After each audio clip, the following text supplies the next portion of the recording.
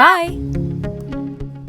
सब जानना चाहते हैं मेरा फेवरेट कलर, मेरा फेवरेट डेस्टिनेशन, मेरी फेवरेट डिश, पर कोई ये नहीं पूछता कि फेवरेट डिश मैं बनाती कैसे हूँ। अरे यार, जिसे टेस्टी खाना पसंद है वो अच्छे टेस्ट तक पहुँच ही जाता है। सुरुचि मसाले, खाने में हो रुचि तो घर लाइए सुरुचि। अपने सपनों की उड़ान भरने की इच्छा तो हर किसी की होती है, पर पंख भी तो मजबूत होने चाहिए जो देता है Flywheel Aviation Academy. Flywheel Aviation Academy एक ऐसा इंस्टीट्यूट है जहां पर एयरलाइंस एंड एयरपोर्ट हॉस्पिटैलिटी और टूरिज्म मैनेजमेंट, साथ ही यहां campus interview, guidance by industry expert, practical training at airport, expert faculty, personal grooming जैसे कई सारे बेनिफिट्स आप पा सकते हैं। Flywheel Aviation Academy, 1 degree 3 job opportunities. Flywheel Aviation Academy gives you a degree और diploma with a job. Flywheel Aviation academy, 365 Gandhinagar, LAD college square, beside Karnataka bank, Nagpur.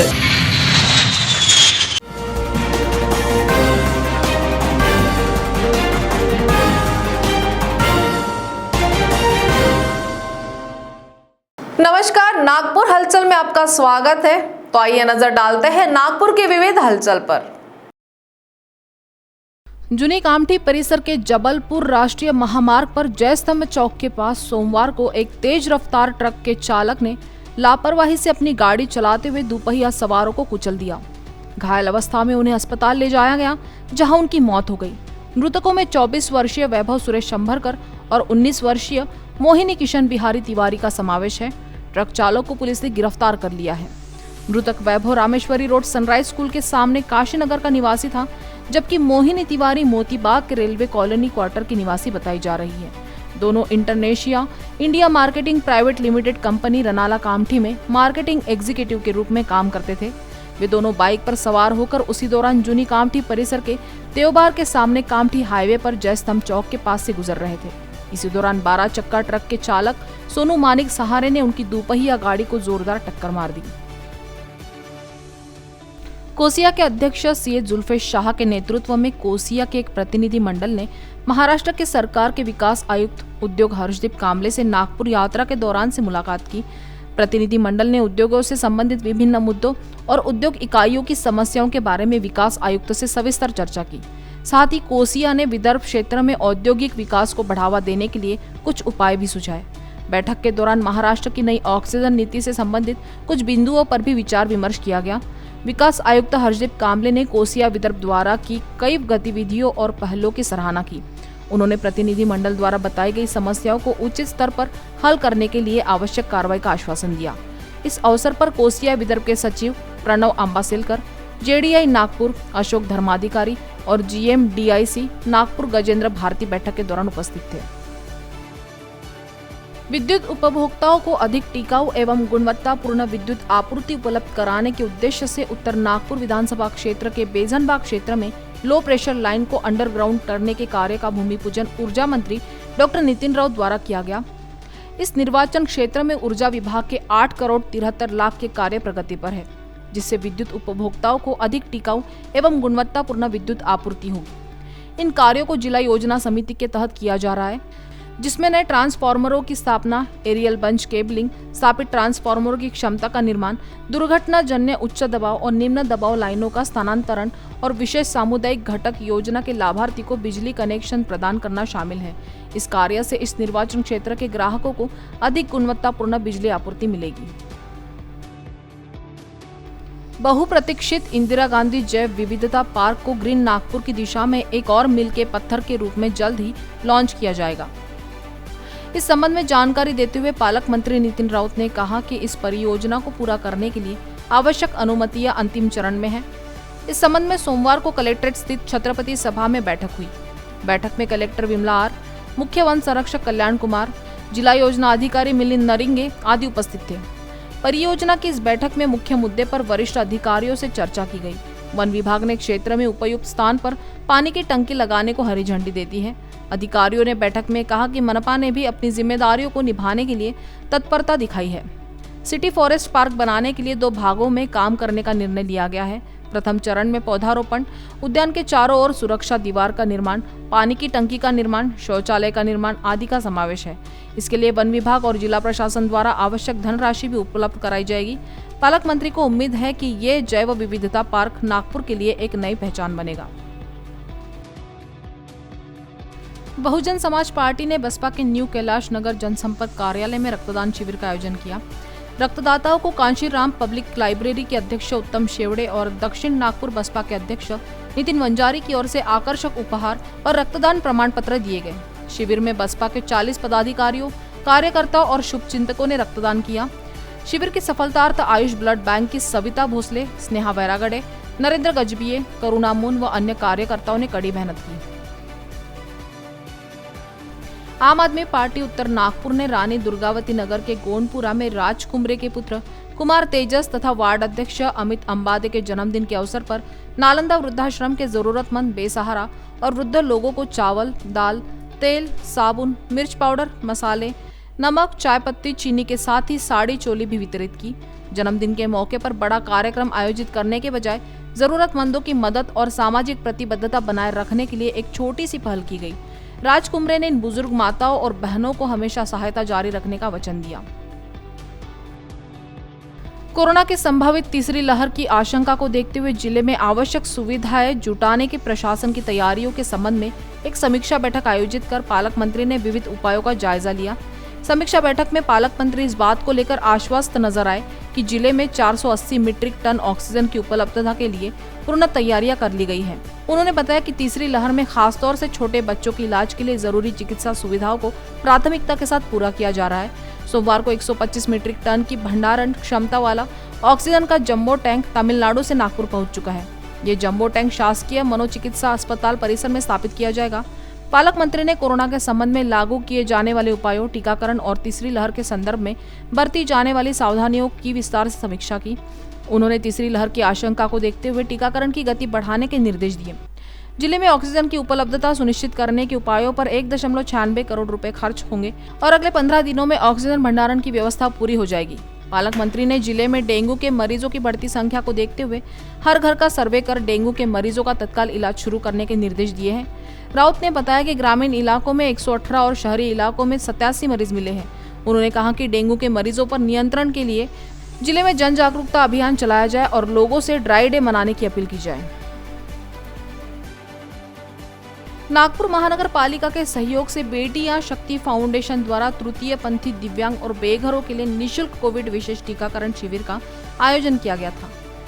विभागीय आयुक्त श्रीमती प्राजक्ता लवंगारे वर्मा की विशेष उपस्थिति में आयोजित इस शिविर में मनपा आयुक्त राधाकृष्णन बी एवं सहायक पुलिस आयुक्त रेगा भवरे तथा किन्नर गुरु कल्याणी नायक उपस्थित थे। विशेष शिविर में 209 लोगों को टीका लगाया गया। किन्नर के साथ ही विभिन्न दिव्यांग समाज का एक अभिन्न अंग होने के नाते उन्हें समाज की मुख्य धारा में लाने का प्रयास करना हमारी सामूहिक जिम्मेदारी है। ये बात विभागीय आयुक्त श्रीमती वर्मा ने कही। मनपा आयुक्त राधाकृष्णन बी ने कहा कि शासन दरबार में इन वंचित और उपेक्षित तबके का पंजीकरण हो। इस उद्देश्य से नागपुर महानगर पालिका की ओर से उनका आधार कार्ड, मतदाता कार्ड, पहचान पत्र सहित विभिन्न सरकारी योजनाओं का लाभ दिलाने आवश्यक दस्तावेजों के लिए सभी संभव सहायता प्रदान की जाएगी। बता दें कि बेटियां शक्ति फाउंडेशन वर्ष 2017 से संचालित किया जा रहा है। अब तक फाउंडेशन द्वारा विभिन्न सामाजिक गतिविधियों का संचालन किया जा चुका है। राज्य की 10वीं बोर्ड परीक्षा के परिणामों में नागपुर महानगर पालिका के स्कूलों का 99.93% रिजल्ट रहा। मनपा के जीएम बनातवाला अंग्रेजी माध्यमिक शाला की छात्रा सानिया परिन मोहम्मद इम्तियाज ने मराठी, हिंदी, उर्दू और अंग्रेजी के चारों माध्यमों में सबसे ज्यादा 95.80% अंकों के साथ पहला स्थान हासिल किया है। इसी संदर्भ में सोमवार को मनपा मुख्यालय के डॉक्टर पंजाबराव देशमुख स्मृति सभागृह में मेधावी छात्रों का स्वागत समारोह आयोजित किया गया। समारोह को संबोधित करते हुए महापौर दयाशंकर तिवारी ने कहा कि वैश्विक महामारी कोरोना ने आम लोगों के जीवन पर प्रतिकूल प्रभाव डाला है। इसका असर छात्रों की दिनचर्या पर भी पड़ा है। स्कूल बंद होने के बावजूद छात्रों ने मन लगाकर ऑनलाइन पढ़ाई की, जिसका नतीजा उत्कृष्ट परीक्षा परिणामों के रूप में सामने है। 10वीं के इस परिणाम से छात्रों में हीन भावना नहीं आई। इस उद्देश्य से मेयर दयाशंकर तिवारी ने छात्रों को सकारात्मक संदेश दिया कि वे इस परिणाम को साल भर की मेहनत के परिणाम के रूप में देखें। स्वागत समारोह में डिप्टी मेयर मनीषा धावड़े, स्थायी समिति के अध्यक्ष प्रकाश भोयर, सत्तापक्ष नेता अविनाश ठाकरे, नेता प्रतिपक्ष तानाजी वनवे, शिक्षा समिति के अध्यक्ष दिलीप दिवे सहित सभी पदाधिकारी व अधिकारीगण उपस्थित थे। राजस्थानी सेन समाज नागपुर की ओर से विभागीय आयुक्त श्रीमती प्राजक्ता लवंगारे वर्मा का विभागीय आयुक्त कार्यालय में सत्कार किया गया। इस अवसर पर अध्यक्ष रमेश चांगल, पूर्व अध्यक्ष राजेश सावड़िया, रवि गहलोत, सचिव विनोद पवार, कोषाध्यक्ष प्रफुल्ल निर्माण, मंजू निर्माण, नीलिमा खींची, नीरज खींची, नितेश सेन, शिव झाकड़ा व तरुण निर्माण के साथ साथ मंडल के सभी पदाधिकारी उपस्थित थे। नागपुर महानगर पालिका के उपद्रव अनुसंधान दल एनडीएस ने सोमवार को 17 दुकानों प्रतिष्ठानों के विरुद्ध कार्रवाई कर 1,05,000 रुपये का जुर्माना वसूल किया है।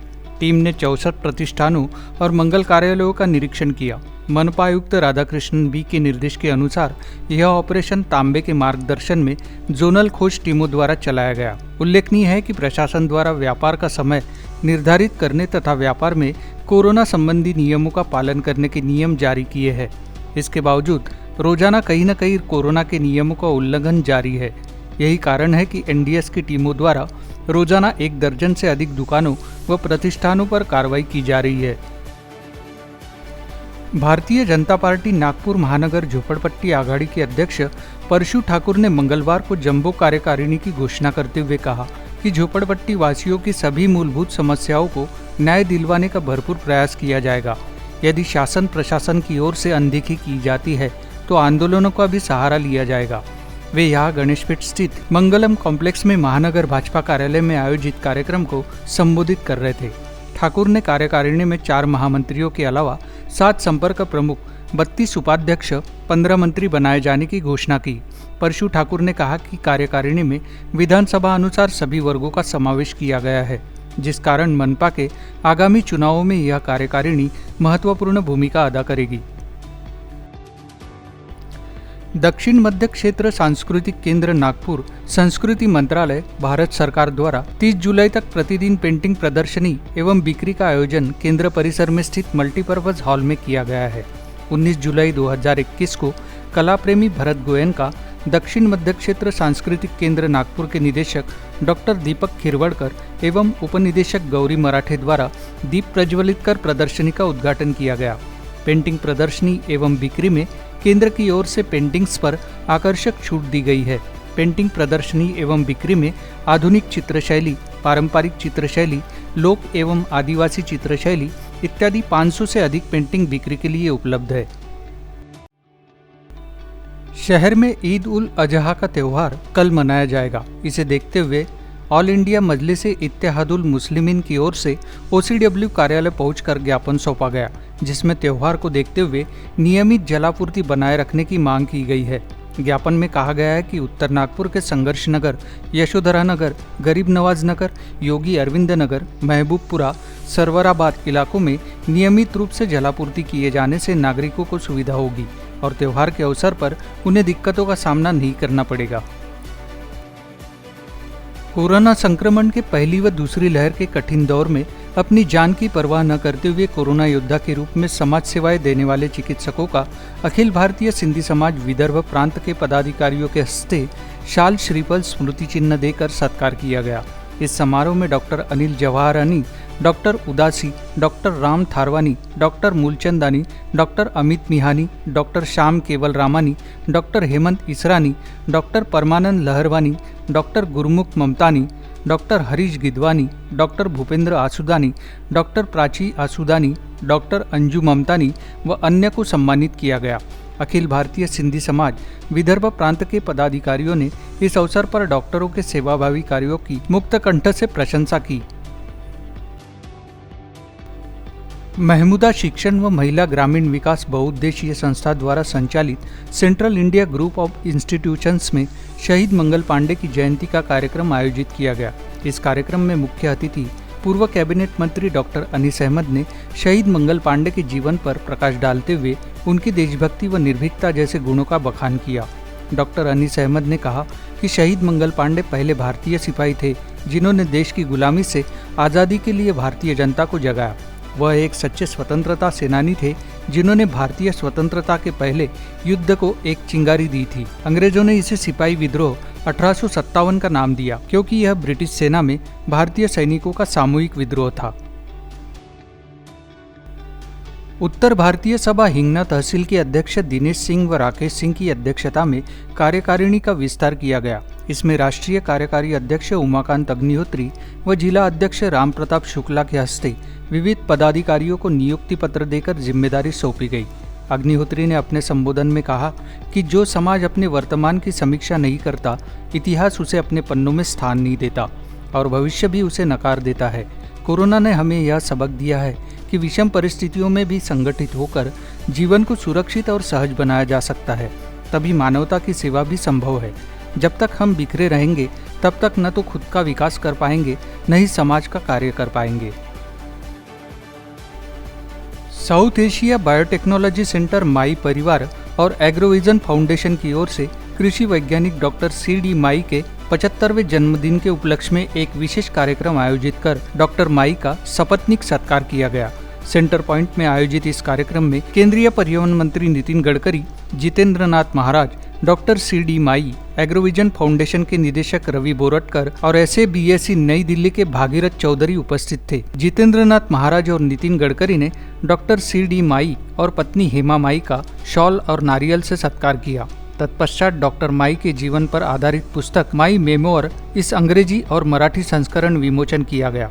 इस अवसर पर गडकरी ने कहा कि डॉक्टर C.D. माई के शोध कार्य ने कृषि क्षेत्र में क्रांति लाई है। उन्होंने अब बीज उत्पादकता बढ़ाने के मिशन पर काम करना चाहिए। गडकरी ने डॉक्टर माई से संबंधित पुरानी यादें ताज़ा की। कृषि क्षेत्र में उनके कार्य की प्रशंसा करते हुए गडकरी ने कहा कि भारतीय कृषि क्षेत्र में कई समस्याएं हैं। फर्टिलाइजर और कीटनाशकों की कीमतें काफ़ी बढ़ गई है। इसकी तुलना में फसलों को दाम नहीं मिल रहे हैं और उत्पादन लागत काफ़ी बढ़ गई है। सिंचाई और जल प्रबंधन के साथ साथ कृषि के क्षेत्र में भी काफ़ी शोध किए जाने की ज़रूरत है, जिसके लिए आज विश्वविद्यालयों, शोध संस्थानों और शोधकर्ताओं को आज़ादी देने की वास्तविक ज़रूरत है। व्यापारियों की शीर्ष संस्था Nag Vidarbha chamber of commerce के अध्यक्ष अश्विन मेहाड़िया के नेतृत्व में पालक मंत्री नितिन राउत को प्रतिवेदन देकर नागपुर जिले में लेवल 1 की राहत देकर नियमित व्यापार करने हेतु व्यापारियों को सहयोग करने का निवेदन किया। अध्यक्ष अश्विन मेहाड़िया ने कहा कि राज्य में सरकार ने 7 जून 2021 से संक्रमण एवं उपलब्ध खाली बेड के आधार लेवल 1 से लेवल 5 में जिलों को वर्गीकृत कर अनलॉक के दिशा निर्देश जारी किए हैं। जून माह से लगातार संक्रमण की दर 0.5% से भी कम है, किंतु फिर भी स्थानीय प्रशासन ने नागपुर को लेवल 1 की सुविधाएं न देते हुए लेवल 3 के प्रतिबंध लगाए हैं। भाजपा विणकर आघाड़ी महाराष्ट्र तथा भाजपा कामगार आघाड़ी नागपुर महानगर की ओर से विधानसभा के विरोधी पक्ष नेता पूर्व मुख्यमंत्री देवेंद्र फडणवीस को ज्ञापन सौंपा है। ज्ञापन में मांग की गई है कि महाराष्ट्र के बहुतांश 33 जमाती के कर्मचारी को आज भी अधिसंख्य पद पर नियुक्ति नहीं मिल रही है। शासन से निर्गमित सामान्य प्रशासन विभाग के 21 दिसंबर 2019 के शासन निर्णय के अनुसार हटाए गए सभी अनुसूचित जमाती के कर्मचारियों को जल्द सेवा में नियुक्ति किया जाना चाहिए। तो नागपुर हलचल में आज इतना ही। आपसे कल फिर मुलाकात होगी, तब तक बने रहिए वीकेबी न्यूज के साथ। नमस्कार।